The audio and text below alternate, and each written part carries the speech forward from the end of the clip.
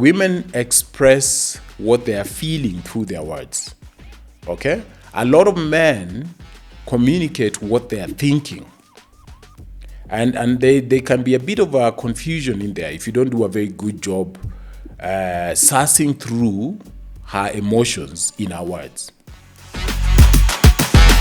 Oh, wow. So Ask Eric. If you're new here, welcome. It's a platform where you and I try to make sense of difficult conversations around life, sex, money, relationships. It's often believed that when you know better, then you do better. A lot of us suffer because we lack knowledge. And the beauty about this space is I don't speak at you, I speak with you. And I value all of your feedback, ways in which we can make this show better. How it works is very simple. You shoot me a text on the number rolling under the screen right now. And you can use that same platform to send a short video. Don't give me a long monologue. Just a short video saying, "Hi, Eric. How are you? This is what I've been trying to suss out and I believe you can help me with." And I believe you and me together with the other person watching who's gone through something that is really mind-boggling for you right now can find a solution. So it's really nice to have you here. So what do we have today? The question that's coming is, what are some of the general differences between men and women? Unaona mtu anauliza swali. What are some of the general differences between men and women? There's a lot that has been written about this conversation. From books like Men Are From Venus and Women Are From Mars, and just generalities from our physical makeup to how we express ourselves. So the differences are vast. But the differences are not to cause us to frown. I think when we understand our differences, then we can relate better. For instance, on top of my mind, I grew up with a lot of women. So my mother had a total of 9 siblings. Can you imagine? And they only had one last born who was a boy. And in my mother's house, after her parents died, she took in everybody. And so it was me, my mother's child. I have 4 siblings who are all girls, plus my mother's 7 siblings, okay? 7 at the time, who are all girls. Can you imagine? And so I had the rare opportunity to really listen to women think and express themselves and feel and talk. And I'd see them wear makeup and I'd see them talk about their dates and even dates that went awry. And I learned a great deal from that community of women that I lived with in the same house for many, many years. But it's very, very important that we look at these differences as something that it enhances the possibility of enjoying qualitative relationship more than something that draws us asunder. There's a wonderful book, I think, if I remember correctly, it's called The Male Brain by Luciane Brisdin. I think I pronounced her name well. If I haven't, forgive me. I'm sure she'd find trouble pronouncing Omondi, but with all the love. But she makes a stellar argument in her book. Check it out. It's called The Male Brain. One of the key differences I see, especially in the dating world between men and women, is how we approach things like romance. For instance, in the book, the idea about how a lot of men express intimacy between men to men and men to women is an idea she fathers. It's called shoulder-to-shoulder hangout. So shoulder-to-shoulder hangout is this. When 2 men or 3 men or 5 men are sitting across the counter in a bar and they're watching sport and they're ordering beers. That is the most intimate a lot of guys can do. Now, if you juxtapose that to face-to-face intimate hangouts that women love, you know the way you're out with your girlfriend and you're going to grab lunch and you sit from across one another? So in a lot of women's minds, how they feel and experience intimacy or romance is when they're sitting eyeball to eyeball and having a conversation. Now, a lot of men are intimidated by that. Not that they can't do it, but it's not their safest space. So for me, the number one difference then would be the misunderstanding that is birthed from assuming that just because he's not very keen to dress up and go for dinner, he then doesn't like you as much as your girlfriends do.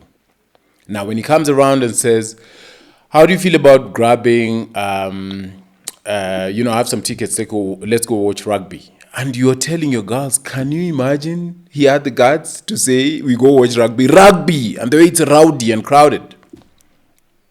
But believe it or not, it's one of the most intimate spaces he's going to be in with you.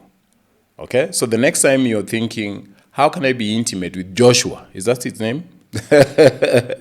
Joshua is probably thinking shoulder to shoulder would far suffice more than face to face. Okay?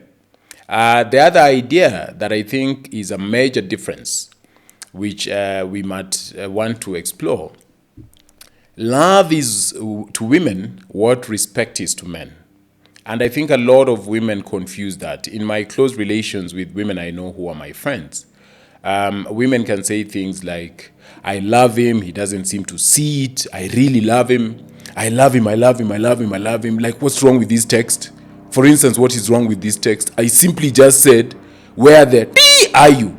Because I care. Yeah? I was just emotional and I said, where the T are you? And he's not talked to me for 3 weeks. And so they begs the question, what then is respect? Okay? I'm not saying women shouldn't be respected.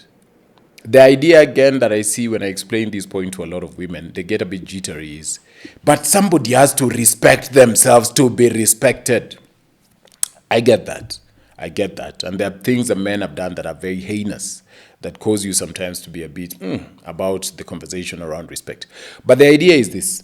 Let's first define love very quickly. Women understand love unconditionally. Matter of fact, they expect it. So that if a man called you and said, I will really love you and possibly take you to the salon, but only if you make me chapos every Monday at 8 a.m. Then you're like, I can make my own hair. So if love is presented to you with conditions, you don't want it, right? Now, that's the same with a lot of guys. Respect is something that a lot of men would not voice they need, but they need it not once every Saturday or during summer, but they need it unconditionally. Okay? Unconditional respect. And sometimes you wonder, what is respect? What is this respect thing? I have cooked, I have cleaned, I've drained him. What is respect? Respect is simply to admire, to speak highly of in their presence or even in their absentia. Okay? Sometimes respect presents itself as you are very right in the things you're complaining about, but you are wrong at the top of your voice. Okay? So think about how you relate with your boss who is very, very mean. You don't like them. You loathe that man. But every time he calls you, you manage to string together the energy to say, that's fine, sir. I'll do it, sir. Okay? But now because you are sort of used to this man who is your spouse, you can't bring yourself to be respectful. You give it to him like it is. So you shout, you yell, you disagree, even in a public setting, even during, a family outing, you yell at him. You call him, berating names. You even describe him by his height. Hi, Shoti, Kafupi, Shoti, I'm calling you. You know what I mean? So I think a lot would help, and not just women alone. A lot of men also don't have the understanding that if you don't lace your words with love, a lot of women won't hear it. Okay? If you don't lace it with love, she's not going to hear it. If you say, how do you behave? Why do you behave very funnily? You are so weird. I should have done a better choice in choosing a partner. You don't think. When you present it like that, however right you may be, and however wrong the thing she did was, then immediately she's not going to hear you. Okay? So the second thing to factor in is really, really identify what love is for him. And in many times they spell it a respect from a man's perspective. But as a man, you want to identify what love is for her. And there's a lot of material that has been written around these. Of course, there are books famous books like the Five Love Languages. Gary Chapman, he speaks very eloquently about the differences in ways in which people express love. A lot of people have come to agree. Some disagree with some of those theories. But in a nutshell, go find the book and read it. But in a nutshell, he speaks about everybody having a particular way that they communicate love. And I would say the same respect for men. And so for some women feel loved when you take them out and you spend time with them the entire weekend. And if you just bought them gifts and you disappear, they're going to feel like, there's something off. And some men, in the same measure, acts of service is the way they feel loved and respected. So if they come home and you say, I've run your bath, or I've pressed your shirt, or here is your spaghetti, then they feel like, oh my goodness, I married well and I'm really respected in this home. A lot of women speak differently, and by different I mean this. Women express what they are feeling through their words. Okay? A lot of men communicate what they are thinking. And they can be a bit of a confusion in there if you don't do a very good job sussing through her emotions in her words. So a woman then, somewhere along the month, can say something like, you don't even care, you don't even love me, I don't feel seen. And as Esther Perel wonderfully says, behind every criticism is a wish. So she's just feeling frustrated. And that's why I think it's wiser from a man's perspective to not always respond to what maybe your partner has said. Sometimes they're just really expressing their frustrations. So they communicate through their feelings. Men are not quite like that. So men speak what they are thinking. And so if you want to know what a man is feeling, then it helps that you decode his thought process. And sometimes his thinking is not exactly what he feels. Is that confusing? Okay. So men cannot be your girlfriends, or in the way you express in communication with your girlfriends. They're very different. They're very, very different. And that's why a lot of women get frustrated and say, what exactly are you thinking about? Because you're tired of the one-worded comments. What are you thinking? Nothing. How are you feeling? Good. Okay? The idea again behind that is that men are purpose-oriented. They want to reach the end goal. And again, this frustrates a lot of women because when a woman is presenting a challenge, a man is going to fix mode. You see? That crazy boss in the office, you won't believe what he told me today. And then the guy just jumps to, why don't you do an email to HR? And you're like, no, we can't do that. He does that to everybody. And so the wisdom becomes, sometimes when a woman is communicating, what you want to do is just to listen to her. Listen to her attentively. Okay? I think in a wonderful book, it could be, I can't remember, I think Love and Respect. It's some guy, Igrich. Sorry again if I've massacred the name. I'm not very good with names. He makes an excellent point. He says, if your spouse is coming to you to rant, maybe initially as a man, because a lot of men don't know how to decode this, is to ask, do you want me to just listen, or would you prefer that I solve this problem? And if she's gracious enough, she's going to tell you, no, this is a listening rant. I want you to listen. And now you listen. So she starts about how crazy this person is in the office and how this colleague is mean and just empathize and give them a listening ear. Okay? So how we operate many times as men, and I'm not saying all men are homogeneous, of course there are exceptions to the rule. How we operate many times as men is that we go to the fix-it mode.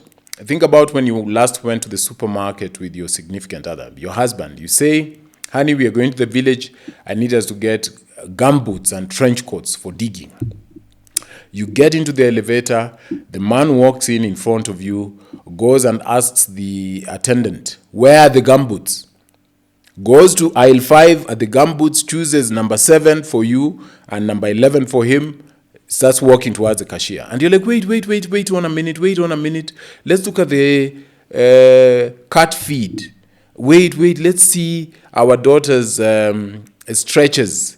There's also some very nice cardigans here that you may like. And he's thinking, we came for gumboots. What are you looking at those for?